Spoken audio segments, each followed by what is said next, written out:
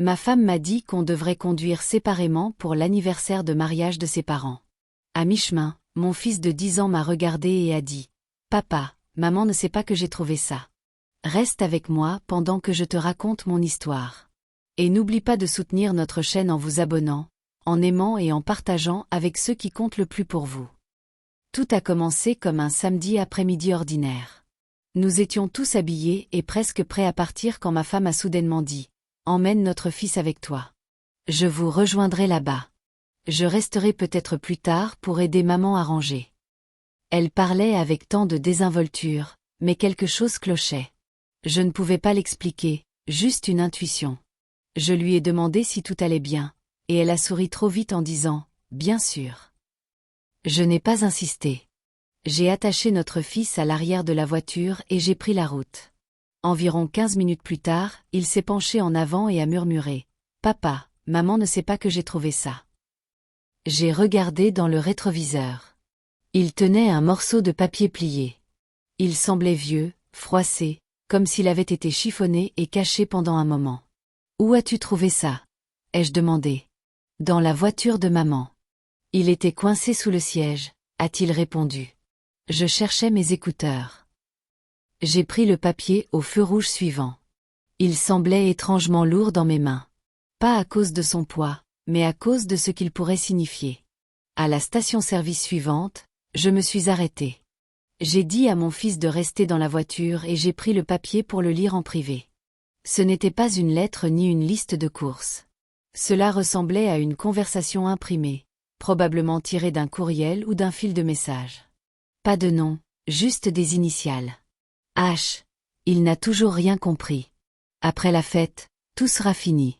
Assure-toi que ce soit propre. J. Tout est prêt.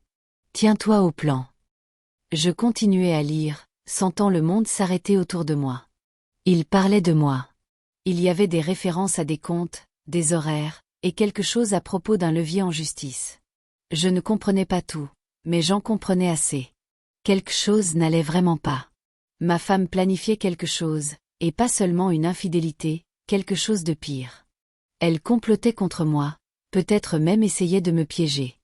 J'ai regardé par la fenêtre vers mon fils. Il mangeait une barre de céréales en fredonnant, totalement inconscient de ce qu'il venait de découvrir. J'ai replié le papier lentement, je l'ai glissé dans ma veste et je suis retournée à la voiture. J'ai gardé un visage calme. Tout va bien, papa. Oui, juste besoin de vérifier quelque chose, ai-je menti. Mais mon cerveau s'emballait. Je ne pouvais pas penser clairement.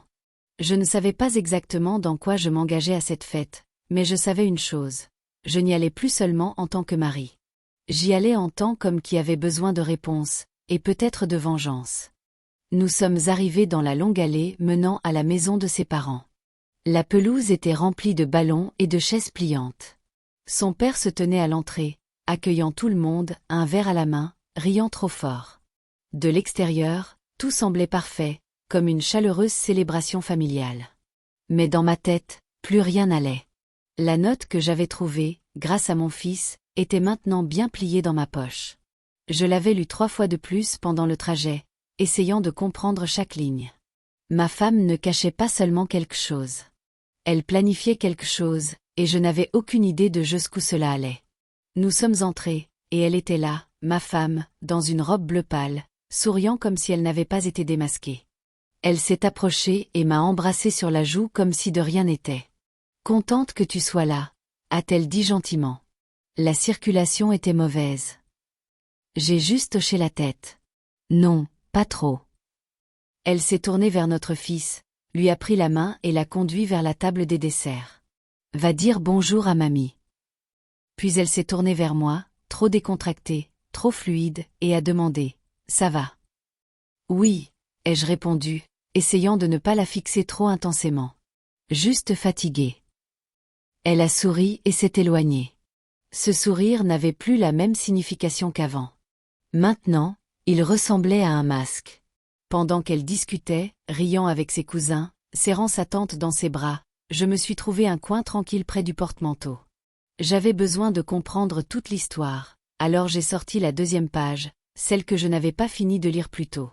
Il y avait des numéros de téléphone, des journaux d'appel, des dizaines d'entrées, tous tard dans la nuit, tous du même numéro. À côté de chacun, ma femme avait écrit de petites notes. 22h41, il dort. 2h03, fichier verrouillé, vendredi le distraira. Qu'est-ce que c'était que ça? J'ai copié le numéro dans mon téléphone et effectué une recherche inversée. Le nom qui est apparu m'a donné l'impression que le sol se dérobait sous mes pieds. C'était quelqu'un que je connaissais, quelqu'un avec qui j'avais travaillé, quelqu'un qu'elle avait rencontré par mon intermédiaire. Ce n'était pas juste un inconnu. Il était venu chez nous. Il avait dîné à notre table. Et maintenant, il était dans ses notes, faisant partie de ce plan tordu. J'ai regardé à travers la pièce et je l'ai vu donner une part de gâteau à notre fils. Elle riait, tenant une assiette, agissant comme si elle n'était pas une personne différente de celle qui avait écrit ces notes. C'est alors que j'ai su que ce n'était pas juste une question de trahison. C'était un coup monté. Elle construisait un dossier contre moi, m'observait, me suivait, planifiait quelque chose avec soin et lentement, tout en souriant constamment. Elle ne savait pas encore ce que je savais, mais cela me donnait du pouvoir. Pour l'instant, j'ai joué le jeu. J'ai souri en retour quand elle me regardait, levé mon verre et hoché poliment la tête. Qu'elle continue de sourire. Elle n'avait aucune idée qu'elle était maintenant celle qui était observée. Son père apportait un toast à la famille, à la loyauté et à l'amour durable. J'ai levé mon verre avec les autres, souriant juste assez pour paraître normal. Personne n'a remarqué à quel point je serrais le verre, ni que je n'ai pas bu une gorgée. Mon cœur battait à tout rompre, et je pouvais sentir le papier plié dans ma poche, comme s'il pesait 1000 kilos. Elle se tenait à côté de moi, applaudissant doucement, l'expression douce et fière. Elle s'est penchée et a murmuré. Il devient toujours si émotif à ces occasions. J'ai souri en retour. Oui, ai-je dit. C'est touchant. Je me suis excusée dès que les applaudissements se sont estompés, disant que j'avais besoin de récupérer quelque chose dans la voiture. Elle m'a à peine regardée. D'accord, a-t-elle dit, se tournant pour remplir son verre de vin. À l'instant où je suis sortie, j'ai bougé rapidement, surveillant les fenêtres. Je suis allée à sa voiture, l'ai déverrouillée et me suis glissée sur le siège conducteur. Je ne savais pas exactement ce que je cherchais, mais je savais que si elle planifiait quelque chose, elle serait négligente quelque part. Les gens qui pensent qu'ils gagnent le sont généralement. Le compartiment à gants était plein de bric-à-brac inutiles. Serviettes, reçus, vieilles lunettes de soleil. Puis, sous un sac d'épicerie froissé, je l'ai vu. Un téléphone noir bon marché, sans étui, sans écran de verrouillage, juste un téléphone jetable ordinaire. Je l'ai allumé. La batterie était à 18%. J'ai ouvert l'application de messagerie. Presque tout avait été supprimé. Presque. Il restait quelques fragments. Des réponses coupées, des notifications restantes, et un message complet. Seul dans un fil. Ça se termine ce soir. Sois prêt. Mon estomac s'est noué. J'ai fixé l'écran, relisant ces 4 mots encore et encore. Ça se termine ce soir. La note que mon fils avait trouvée était déjà assez grave, mais celle-ci était pire. Elle était directe, tranchante, définitive. J'ai regardé la galerie de photos. Un seul dossier contenait quelque chose, caché derrière un nom générique, reçu. À l'intérieur, il y avait des photos de moi. L'une me montrait entrant dans mon bureau. Une autre était prise de l'autre côté de la rue, à ma salle de sport. Une autre à travers une fenêtre, moi travaillant à mon bureau. Ma bouche s'est asséchée. Quelqu'un m'avait suivi. Puis j'ai vu la photo la plus récente, moi déverrouillant notre porte d'entrée il y a quelques jours. L'angle était bas, comme si elle avait été prise depuis l'arrière d'une voiture. Ce n'était pas aléatoire. Ce n'était pas de la paranoïa. C'était de la surveillance. Ma femme ne me trompait pas. Elle documentait, construisait quelque chose, un dossier, un piège. Les textos, les photos, la note, tout pointait vers une seule vérité. Elle et quelqu'un d'autre planifiaient quelque chose d'important. Et cela devait se produire ce soir. Mais qu'est-ce qui était censé se terminer exactement? J'ai utilisé les photos et les enregistrements vocaux pour retracer l'homme mystérieux. Les photos m'ont donné quelques indices. L'homme en arrière-plan des photos que j'ai trouvé dans son téléphone était grand, large d'épaules. Il avait une façon de se fondre dans le décor, de se cacher à la vue de tous. Je ne pouvais pas distinguer son visage, mais sa posture, toujours dans l'ombre, toujours en train d'observer, me semblait familière. Les enregistrements vocaux, cependant, étaient plus clairs. J'ai joué le premier. Sa voix était reconnaissable, douce, mais pleine d'intention. Elle parlait vite, avec urgence, puis une voix d'homme a coupé, basse et calme. Elle ne le verra jamais venir. Ce sera propre, comme prévu. Mon sang s'est glacé. Ce n'était pas une simple liaison. Ce n'était pas juste une aventure. C'était quelque chose de plus méthodique, de plus sombre. J'ai creusé plus loin. Le téléphone a révélé certains de ses secrets, bien qu'il semblait me résister. Des messages supprimés, des fils que je devais ouvrir avec précaution, essayant de ne rien manquer.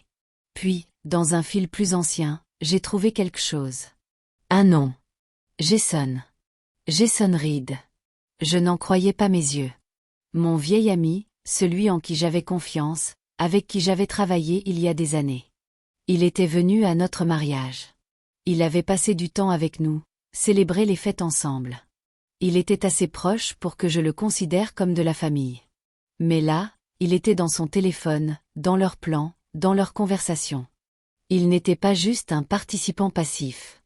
Il était l'architecte de ce qui se passait. Giswal, j'ai composé son numéro. Je ne lui avais pas parlé depuis des mois. Je ne savais pas quoi lui dire, mais j'avais besoin de réponses. La sonnerie a retenti, et il a répondu à la troisième. Allô? Sa voix était douce, détendue, comme s'il n'avait pas été pris, comme s'il ne savait pas que le jeu était fini. J'ai marqué une pause. Que pouvais-je dire? Qu'est-ce que tu fais avec ma femme? Ne semblait pas suffisant.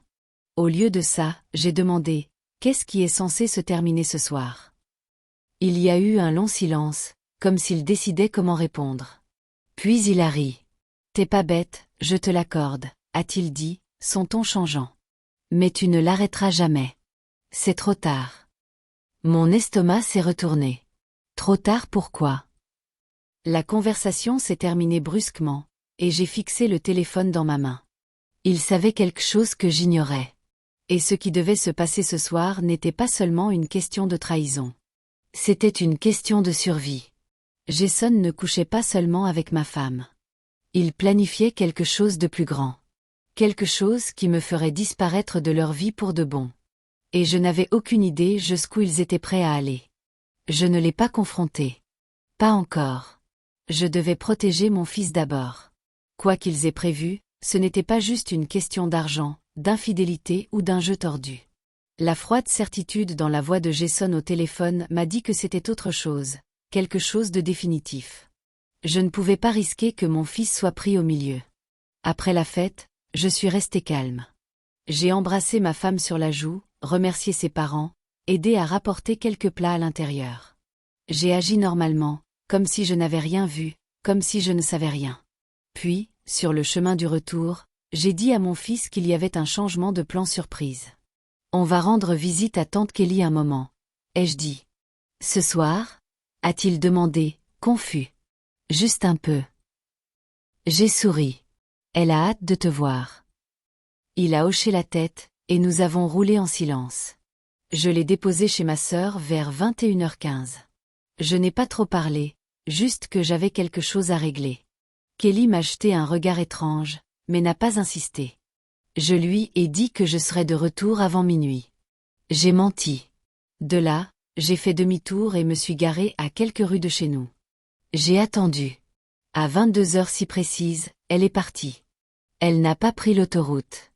Elle n'est pas allée au magasin ni à la station-service. Elle a pris la vieille route de campagne, celle qu'on empruntait pour aller à la cabane. La cabane. C'est là qu'elle allait. Notre vieux refuge familial. À moitié oublié. Au fond des bois. Pas de voisins. Pas de circulation. Personne pour entendre quoi que ce soit. Je l'ai suivi de loin, phares éteints. Il m'a fallu près de 45 minutes pour y arriver.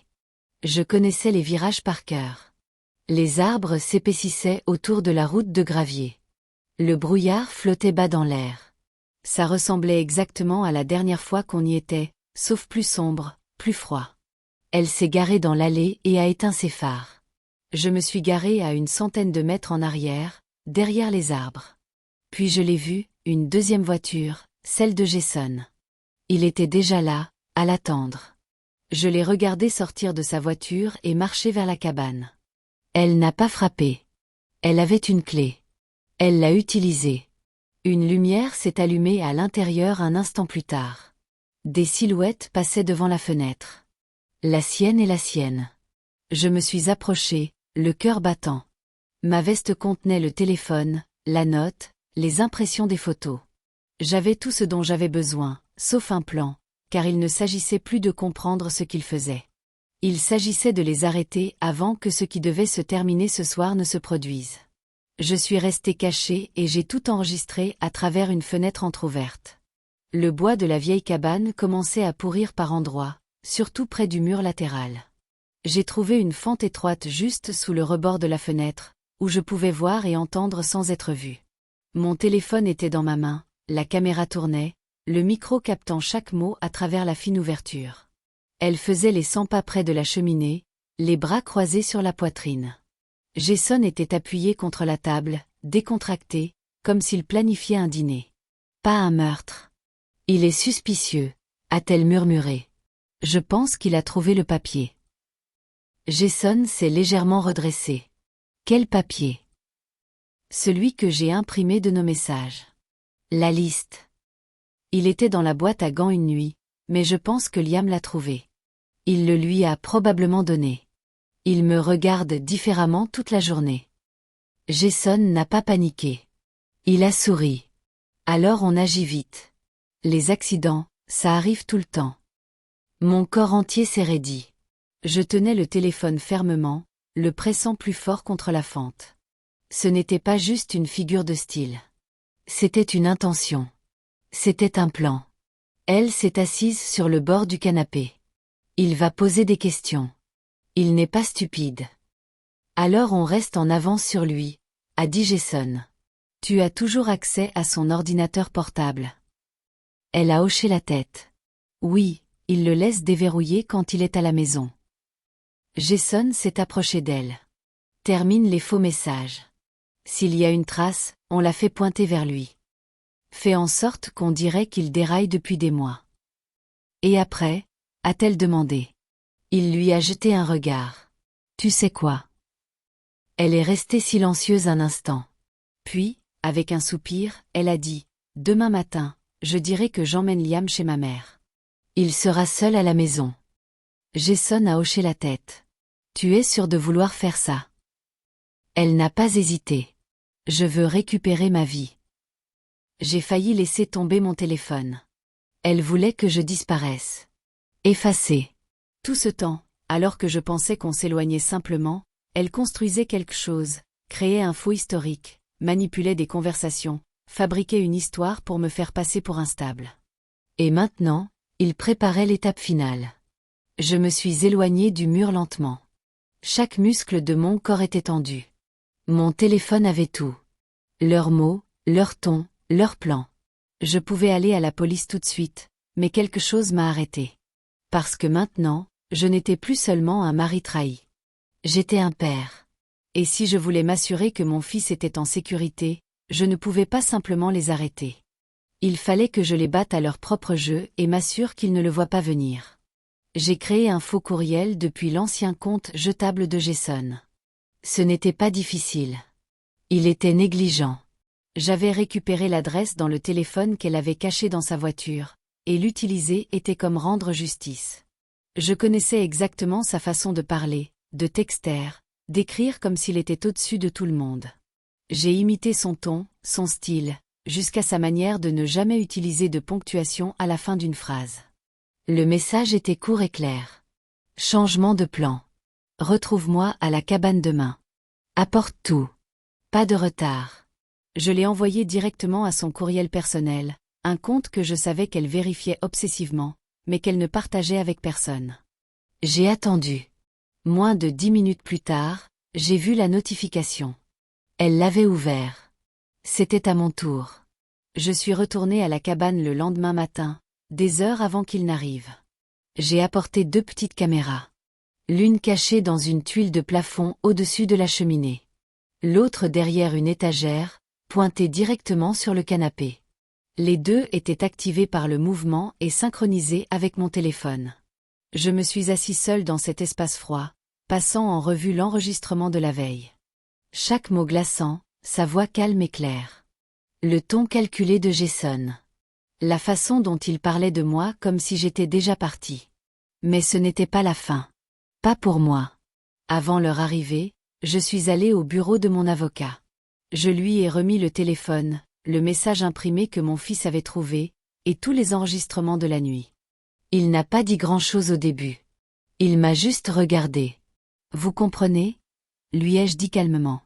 Ce n'est pas juste de l'adultère. Il prévoit de me tuer. Il a hoché la tête lentement. Je vous crois. J'ai signé une déclaration sous serment. Il a pris des copies de tout et a promis de les garder sous clé. Puis je suis allé au commissariat, mais je n'ai pas déposé de plainte. Pas encore. J'ai parlé à un inspecteur officieusement. Je lui ai dit que je soupçonnais quelque chose de grave, que j'avais des preuves, mais que j'avais besoin de confirmer un dernier détail. Il a écouté, pris des notes, posé des questions. Je lui ai montré un extrait de l'enregistrement, juste assez pour prouver que je ne mentais pas. Pourquoi attendre? A-t-il demandé. Parce que si j'agis trop tôt, ai-je répondu, ils s'échapperont, et j'ai besoin qu'ils tombent dans le piège. Je suis parti avec un numéro direct à appeler quand le moment serait venu. Quand je suis retourné à la cabane, il était presque midi. J'ai garé ma voiture dans les bois, là où il ne la verrait pas. Je suis entré par l'arrière, me suis assis dans le coin le plus reculé de la cuisine, téléphone en main. Les caméras étaient prêtes. Le téléphone était silencieux. Le piège était prêt. Il ne restait plus qu'à attendre qu'ils arrivent, pensant qu'ils avaient encore le contrôle, et je serais là, à regarder tout s'effondrer. J'ai attendu à l'intérieur de la cabane cette fois, dans l'ombre.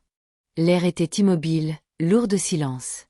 Je me suis assis juste au bord de la cuisine, accroupi, le cœur stable, téléphone en main. Les caméras enregistraient chaque seconde. Je ne savais pas comment elles réagiraient en me voyant, si elles fuiraient, crieraient ou mentiraient comme elles le faisaient toujours, mais j'étais prêt à tout.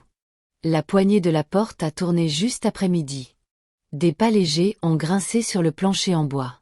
Elle est entrée seule, les cheveux attachés, le visage pâle, scrutant la pièce comme si elle s'attendait à voir quelqu'un d'autre. « Où est-il » a-t-elle demandé doucement, sa voix tremblant juste assez pour trahir sa nervosité. « Ici » ai-je dit, sortant de l'ombre. Elle s'est figée. Son visage s'est vidé de toute couleur. Et pendant une fraction de seconde, elle avait l'air d'une étrangère. Comme si elle ne me reconnaissait pas ou ne pouvait pas croire ce qu'elle voyait. Sa bouche s'est ouverte, mais aucun son n'en est sorti. Je me suis avancée. « Tu cherches Jason ?» Elle a cligné des yeux rapidement, secouant la tête. « Qu'est-ce que tu fais ici ? Ne devrais-je pas te poser cette question ? » Elle a bégayé quelque chose à propos d'un malentendu. Quelque chose à propos de venir chercher quelque chose dans les boîtes de rangement. Je l'ai laissé parler. Sa voix s'est brisée. Ses mains tremblaient, mais je n'ai rien dit. Au lieu de cela, j'ai sorti mon téléphone de ma veste. J'ai appuyé sur lecture. Sa voix a rempli la pièce. Demain matin, je dirai que j'emmène Liam chez ma mère. Il sera seul à la maison. Elle a cessé de respirer. Ses mains sont tombées le long de son corps. A-t-elle commencé? Épargne-moi, ai-je dit. Je sais tout. Les courriels, le téléphone, la cabane, le plan. Ses genoux ont légèrement fléchi. Elle s'est appuyée sur le bord de la table pour se stabiliser. Ce n'était pas censé être comme ça, a-t-elle murmuré. Oh, je suis d'accord, ai-je dit, me rapprochant. Tu étais censé tout obtenir. Mon argent, ma vie, mon fils. Un long silence s'est étiré entre nous. Elle n'a pas nié. Elle ne pouvait pas. Chaque mensonge qu'elle avait préparé était déjà enterré sous l'épreuve. Puis la porte s'est ouverte à nouveau. Jason est entré, l'air décontracté, jusqu'à ce qu'il me voie. Il s'est arrêté net. Ses yeux se sont posés sur elle, puis sur moi. Et puis il a atteint l'intérieur de sa veste. Vite. Mon instinct a pris le dessus. Je me suis jetée sur lui, le frappant de toutes mes forces. L'arme a glissé sur le sol. Il est tombé durement, et je l'ai immobilisé. Mon genou appuyé sur sa poitrine. Dehors, des lumières rouges et bleues ont éclaboussé les fenêtres. Les sirènes ont déchiré le silence de la forêt. La police est arrivée, comme prévu. Ils ont enfoncé la porte de la cabane quelques secondes plus tard, criant « À terre !» Les armes levées. J'ai levé les mains et reculé lentement. Jason n'a pas bougé. Il savait que c'était fini. Les officiers ont envahi la pièce. L'un a menotté Jason. Un autre a ramassé l'arme par terre. 2 autres ont tiré ma femme du mur où elle s'était effondrée, pâle et silencieuse. Elle est impliquée, ai-je dit, la pointant du doigt. Vérifiez le téléphone, les enregistrements, tout ce qu'ils ont fait. Ils en ont déjà des copies. Mon avocat avait tout envoyé. Courriel, enregistrements, photos, textos, chaque mot qu'ils ont dit la veille, chaque mouvement qu'ils ont fait aujourd'hui. Tout était sauvegardé, catalogué et remis avant même que je ne tende le piège. Ils en avaient assez. Tentative de meurtre, complot, fraude, obstruction, la liste s'allongeait à chaque minute. Alors que les officiers les emmenaient dehors, ma femme s'est tournée vers moi, les yeux écarquillés, la bouche ouverte comme si elle pensait encore pouvoir s'en sortir. « Ce n'est pas ce que tu crois », a-t-elle crié. Il m'a menti. Je ne savais pas. Je n'ai rien dit. Jason ne m'a même pas regardé. Les flics les ont poussés dans des voitures séparées. Les portes ont claqué. Le son était définitif, tranchant. Je suis restée sur le porche de la cabane, les regardant s'éloigner. Je n'ai pas pleuré. Je ne pouvais pas. Il n'y avait plus de larmes pour elle. Elle avait fait son choix. Elle l'avait écrit elle-même, page après page, plan après plan, mensonge après mensonge. Et maintenant, c'était fini. J'ai levé les yeux vers les arbres, l'air froid caressant mon visage. Pour la première fois depuis des semaines, je pouvais respirer à nouveau. Puis je me suis détournée de la route et j'ai marché dans le silence. Le procès a été court, brutal, mais court. Les preuves que j'avais rassemblées, les enregistrements, les messages, les photos, le faux courriel, ne laissaient aucune place au doute. Leur plan était clair, calculé et froid. Les empreintes de Jason étaient sur l'arme. La voix de ma femme était dans chaque enregistrement, détaillant le complot. Leurs avocats ont à peine essayé de les défendre.